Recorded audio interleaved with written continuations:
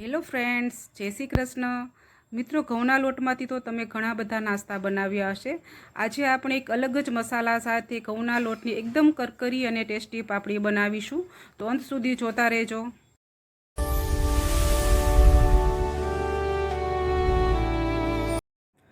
2 વાટકી ઘઉંના ઝીણા લોટને ચારીને લીધો છે।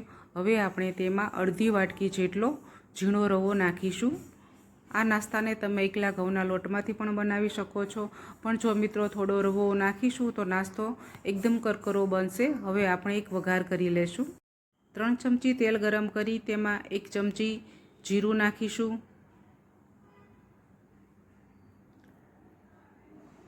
1 ચમચી ક્રશ કરેલી વરિયાળી નાખીશું। વરિયાળીને ક્રશ કરવાથી ખૂબ સરસ ટેસ્ટ આવે છે। 1 ચમચી તલ નાખીશું। 1 ચમચી ચીલી ફ્લેક્સ નાખીશું। 1.5 ચમચી જેટલા લીમડાના પાન નાખીશું, જેને મેં બારીક સમારી લીધા છે। 1 ચમચી ક્રશ કરેલું લસણ નાખીશું। લસણનો ખૂબ સરસ ટેસ્ટ આવે છે। હવે લસણને મસાલાની સાથે થોડીવાર માટે સાતળી લેશું। લસણમાંથી રહેલું કચાસપણું દૂર થાય ત્યાં સુધી આપણે એને સાતળી લેવાના છે। લસણ બધી સામગ્રી સાથે સરસ રીતે સતળાઈ ગયું છે। હવે તેમાં 2 ચમચી લાલ મરચું પાવડર નાખીશું। ચપટી જેટલી હળદર નાખીશું। 1 ચમચી ધાણા જીરું પાવડર નાખીશું અને સ્વાદ અનુસાર મીઠું નાખીશું। ત્યારબાદ 1 ચમચી કસૂરી મેથી નાખીશું। આ બધા મસાલાને થોડીવાર સાતળી લઈશું। 2 થી 3 સેકન્ડ માટે સાતળી લેવાના છે, વધારે વાર સાતળવાના નથી, નહીંતર મસાલાઓ દાજી જશે। આ રીતે મસાલો બનાવવાથી નાસ્તો ખૂબ ટેસ્ટી લાગે છે। માત્ર ઘરમાં રહેલી સામગ્રીમાંથી જ નાસ્તો બની જાય છે। તમે પણ જરૂર ટ્રાય કરજો। હવે આપણે 1 ગ્લાસ પાણી નાખીને પાણીને ખૂબ ઉકળવા દેવાનું છે। પાણી ઉકળી ગયું છે, આથી વધારે ઉકાળવાનું નથી। બધા મસાલાઓ પણ પાણી સાથે ઉકળીને સુગંધ પણ આવવા માંડી છે। હવે ગેસની ફ્લેમ બંધ કરીશું અને આ મિશ્રણને નીચે ઉતારીને ઠંડુ પડવા દેશું। મિશ્રણ ઠંડુ થઈ ગયું છે, હવે લોટમાં નાખી દઈશું। ગરમ ગરમ મિશ્રણ નાખીશું તો લોટ બાંધી નહીં શકીએ। જો મિત્રો તમે મારી ચેનલને સબસ્ક્રાઈબ ન કરી હોય તો કરી દેજો, જેથી તમને અવનવી રેસીપીઓ જોવા મળે। હવે મસાલાને લોટમાં વ્યવસ્થિત રીતે મિક્સ કરી લેશું। મિત્રો, તમે ઘઉંના લોટનો નાસ્તો તો ઘણી અલગ અલગ મેથડથી બનાવ્યો હશે, પણ આ રીતે મસાલા કરીને આ મેથડથી એકવાર જરૂર બનાવજો। ખૂબ જ સરસ ટેસ્ટી અને કરકરો બને છે। એકવાર જરૂર ટ્રાય કરજો। હવે આપણે થોડું થોડું પાણી લઈને લોટને બાંધતા જશું। લોટને બહુ ઢીલો પણ નથી રાખવાનો અને બહુ કઠણ પણ નથી રાખવાનો, મીડિયમ કઠણ રાખીશું। મને થોડું પાણી નાખવાની જરૂર લાગે છે, થોડું પાણી નાખીને હું લોટને ફરીથી કૂણી લઈશ। લોટ બંધાઈ ગયો છે। મેં 1 વાટકી પાણી નાખ્યું છે। પાણીનું પરફેક્ટ માપ આવી ગયું છે। તમે એકી સાથે 1 વાટકી પાણી નાખીને પણ લોટ બાંધી શકો છો। હવે 1 ચમચી તેલ નાખીને લોટને ઢાંકીને 10 મિનિટ માટે રેસ્ટ આપીશું, જેથી લોટ સેટ થઈ જશે। 10 મિનિટ રેસ્ટ આપ્યા બાદ લોટને 3 થી 4 મિનિટ મસળી લેવાનો છે। લોટને જેટલો મસળીશું ને એટલો નાસ્તો પણ સરસ કરકરો તૈયાર થશે।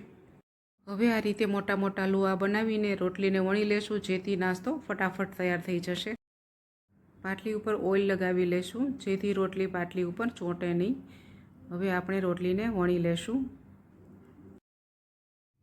મોટી રોટલી વણી લીધી છે। રોટલીને બહુ જાડી પણ નહીં અને પતલી પણ નહીં, મધ્યમ જાડાઈની વણી લીધી છે, જેથી નાસ્તો સરસ કરકરો બનશે। હવે એક ચપ્પુ લઈને આપણે રોટલીની ચારે કિનારીઓને કટ કરી લેશું। આ રીતે ચારે કિનારીઓને કટ કરી લેવાની છે।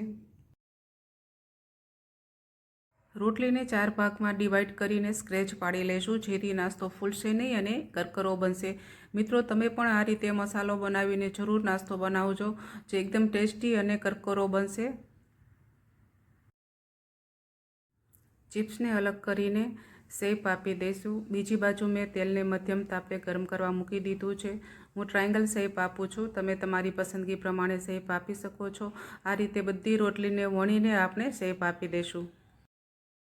મધ્યમ તાપે તેલ ગરમ થઈ ગયું છે। હવે આપણે પાપડીને ફ્રાય કરી લઈશું। પાપડીને લો ટુ મધ્યમ ફ્લેમ ઉપર જ ફ્રાય કરવાની છે। પેનમાં સમાય તેટલી એક પછી એક પાપડી નાખી દઈશું। હવે ગેસની ફ્લેમને ધીમી કરીશું અને ધીમી આંચ ઉપર પાપડીને ફ્રાય કરી લઈશું, જેથી તે એકદમ કરકરી અને ગોલ્ડન રંગની બનશે। બંને બાજુથી પાપડી સોનેરી રંગની થાય ત્યાં સુધી સાતળી લેશું. જો મિત્રો ફાસ્ટ ફ્લેમ ઉપર પાપડીને સાતળીશું તો બહારથી કલર પકડી લેશે અને અંદરથી એકદમ પોચી રહી જશે. ધીમા તાપે સાતળશો તો જ કરકરી બનશે. જો મિત્રો પાપડી એકદમ ગોલ્ડન બ્રાઉન થઈ ગઈ છે.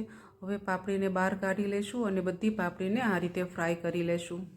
જુઓ મિત્રો, આપણી ઘઉંના લોટની એકદમ કરકરી અને ટેસ્ટી પાપડી તૈયાર છે. આ પાપડીને તમે એકવાર બનાવીને સ્ટોર કરી શકો છો અને સવારના નાસ્તામાં ચા સાથે સર્વ કરી શકો છો. એકવાર તમે મિત્રો આ પાપડી બનાવી લેશો ને તો બહારથી નાસ્તો લાવવાનું ભૂલી જશો. એકવાર જરૂર ટ્રાય કરજો. જો મિત્રો તમને મારી રેસીપી પસંદ આવી હોય તો મારી ચેનલને લાઇક, શેર અને સબસ્ક્રાઈબ જરૂર કરજો. ફરી મળીશું એક સ્વાદિષ્ટ રેસીપી સાથે. જય શ્રી કૃષ્ણ.